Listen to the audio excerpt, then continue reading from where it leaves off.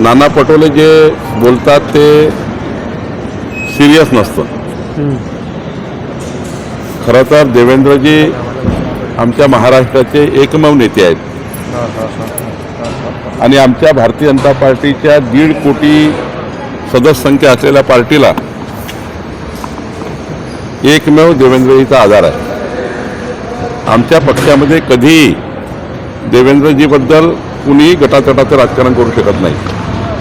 आमची पार्टी देवेंद्रजींच्या नावाने एकच संघ आहे आणि त्यामुळं या कपोलकल्पित बातम्या तयार करून या ठिकाणी काँग्रेसमध्ये जी परिस्थिती आहे त्या परिस्थितीचा विचार करून भाजपामध्ये अशी परिस्थिती आहे असं सांगून त्या ठिकाणी आपलं काँग्रेसमधलं जे छुपं युद्ध आहे ते लपवण्याचा प्रयत्न नाना पटोलेंनी केला आहे।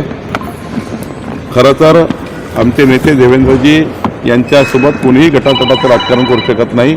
आमची पूर्ण पार्टी ही देवेंद्रजींच्या पाठीशी उभी आहेत आणि आमचे एकमेव नेते महाराष्ट्राचे देवेंद्रजी आहेत।